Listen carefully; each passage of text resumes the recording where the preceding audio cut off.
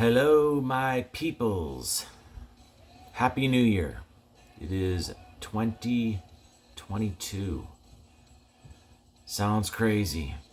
It's Monday, January 3rd, 2022.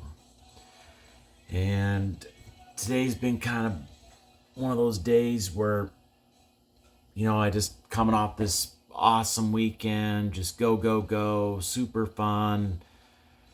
Just having a blast with all my brother-in-laws and sister-in-laws. We're at my brother-in-law's restaurant in Beverly Hills, and we go to the game on Saturday, then drive home, just action-packed, just full throttle. Then the holidays are over, boom.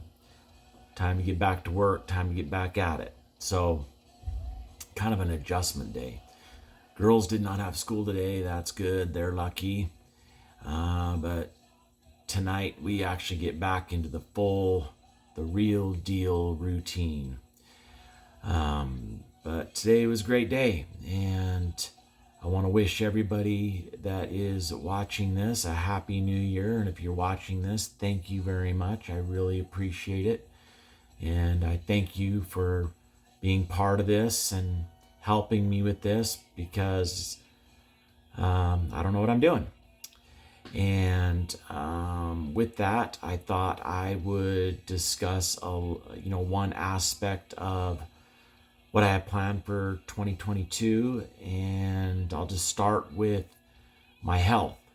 And what that means to me is on December 31st, 2022, I definitely want to weigh 175 or lower. How I'm going to do that is, first of all, I'm going to get better sleep. I'm kind of a night owl. I have a really, really hard time going to bed, and which makes it kind of tough waking up. And I do get up early, so just ends up where I don't really sleep a lot until maybe the weekend, and that's not good either. So starting tonight, I'm going to be in bed by 11:30. And tomorrow I'll wake up at 6, so that'll give me 6.5 hours of sleep, and that is actually an improvement. So this week, that is what I'm focused on. And actually, these are real kind of like long-term, short-term goals, because I just want to put together these pieces until middle of March. My main guru, Wayne Dyer, said that he ran 8 or 9 miles every single day for like 19 years. No excuses. Didn't matter what time the flight got in. Didn't matter how much sleep he got. Just really didn't matter. He was going to get his run in. And so kind of thinking along those lines, like I'm going to try to be like my dude, Wayne, who is Jedi Master to me. And so I'm going to be in bed a little earlier, get up on time, start a regiment routine. No eating after 8 p.m. So I've been thinking about doing a keto diet. I've read some good things, watched something cool on it, but I haven't really committed to any kind of a diet or anything like that. But I do know that if I just had a rule like, hey, I don't eat after 8 p.m., that would help a lot. So, and within that, I'm going to exercise every day. So, managed sleep time, no eating after 8, and every day I exercise. That could just be a good stretch, do some yoga on YouTube, or do our elliptical, or go for a walk. Doesn't matter. Just really anything's better than nothing. And so I'm just trying to do the anything's better than nothing plan. But that's everything in for my health category. So we'll see what happens. But I am committed to it, and here we go. We'll see. I would love to weigh 175, and I would love to let you guys be part of that, small little journey. But my buddy Tracy got his 1-year sobriety chip today, which is nothing short of a miracle. I knew this guy for a few years before he got sober, for probably about 5 years, 6 years, and I told him today that today I'm honored to be his friend. I mean, he actually inspires me, and he's a quality human being.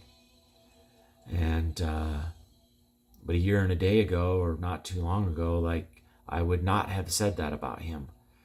I would have been a little nervous to even hang out with him socially, just because unpredictable, and his influence on my own addictions and vices and self-control, impulsive, compulsive issues that I have. Like, I just have to be really careful being around people like that, because I need people around me that help me make good decisions. And a year and a day ago, he was not that person. But today he is, and I'm super proud of him, and he's really kind of shown me, like, anything's possible. Because a year and a day ago, I definitely, and I told him this too, I went all in that there is no way he could stop drinking, partying, doing drugs, the whole nine, for 1 year. There's no way. I'd have bet everything I had. I'd bet this house, everything in this room, I'd have bet it, and I'd have felt really good about it. But he definitely, he did it, and it's amazing. And he credits me for part of that, because I did talk to him a few times last fall of 2020, and really those conversations really were just centered around, do you want to be married? Because I wasn't gonna make him wrong, or judge him, or shame him, or like give him some kind of a lecture about his lifestyle. I mean, it really just came down to, like,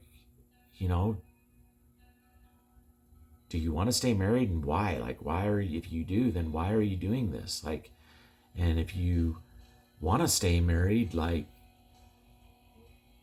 you should change some things, so maybe your wife wants to stick around, because she was close.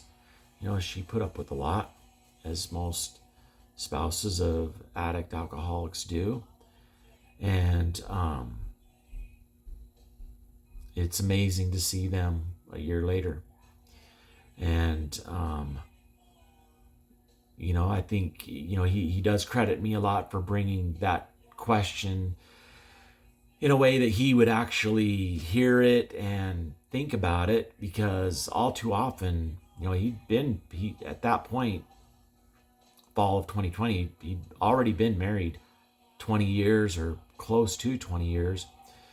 And it's one of those things where, when you work at a job for a long time, or you're in a long-term relationship of any kind, somehow your mind will say, oh, I have to do this, or I have to keep it together to maintain appearances, or keep things consistent, or do it for the kids, or I have no idea what he thought he was doing. But I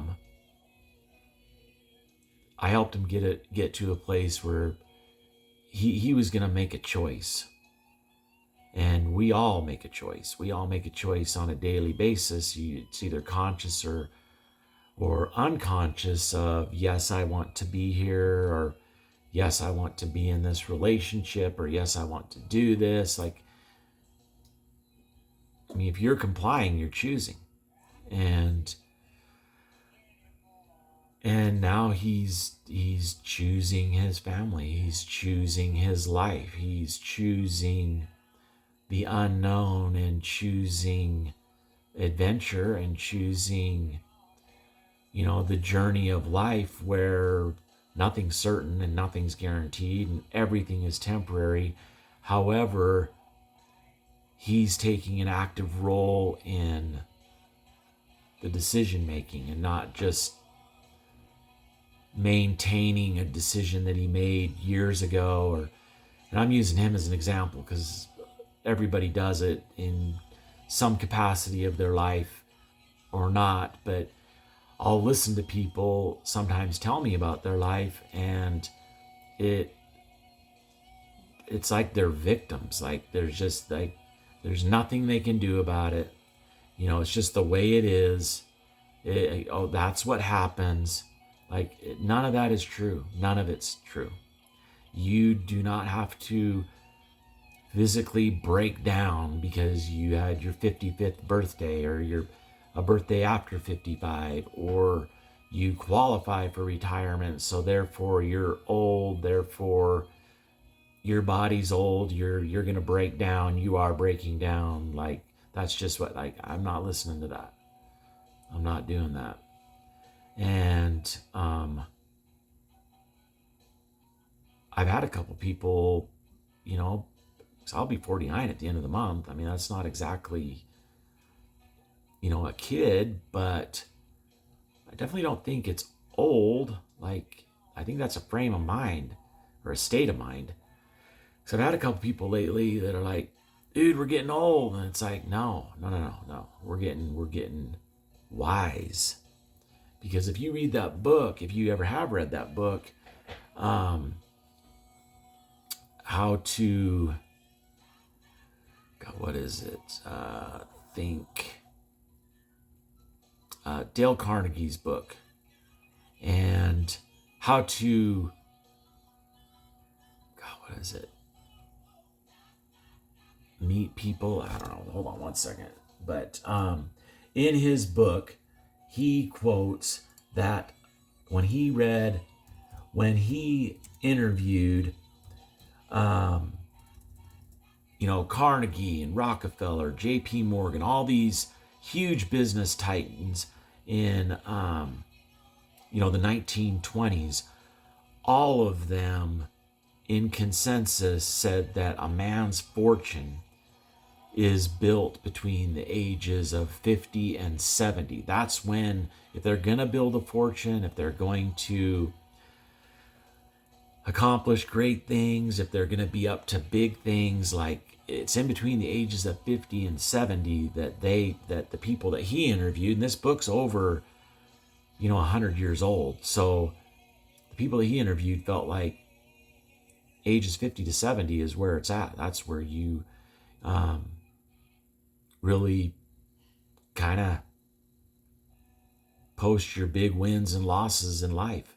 And I thought that was really, really cool. And I bet you none of those guys, Carnegie, J.P. Morgan, Rockefeller, at age 60, as they're putting together hundreds of millions 100 years ago, were sitting around going, oh, I'm so old. Oh, you're old. I'm old. Who else is old? Oh, we're all old. No, that's really, really dull conversation. Instead, I'm grateful for that I don't have to make the same mistakes anymore. And I made a lot of mistakes, but they were actually useful because now I won't make them again. So that's what it's about, is now I'm wise. I am older, but hopefully won't make the same mistakes twice. And I think that book is let's see here. How to Win Friends and Influence People, or Think and Grow Rich. Think and Grow Rich is the book, Napoleon Hill. That is the book that I'm thinking of. And if you can get a copy of Think and Grow Rich, it's an easy read. It's a book that you don't even have to read cover to cover. It's not a novel. It's not fiction. It's literally a book that you could read one page a day for 200 days or whatever, and you're just going to pull out gems all day long. And it was written over 100 years ago. So as far as knowledge or mindset strategies and motivation and how to conquer your own mind, like, this stuff's been out for a long time. And for a long time, people have struggled with it. And so books just keep coming out and kind of repeating what Napoleon Hill said a long time ago. And maybe somebody will twist it a little differently, and maybe a person will hear it a little bit differently. And that's kind of like what my buddy Tracy did when we had our talk. And it planted a seed, and another friend planted a seed, and now his life's completely different. So I want to, encourage you to look at your own life and see what could you change. And you can change anything, and anything's possible. And you're not a victim. And anything you want to make happen, you can make it. You can make it happen. You will need help. I'll help you. If you ask me for help, I will help you. So with that, have a great night and a happy January 2022. And I will see you tomorrow. Bye.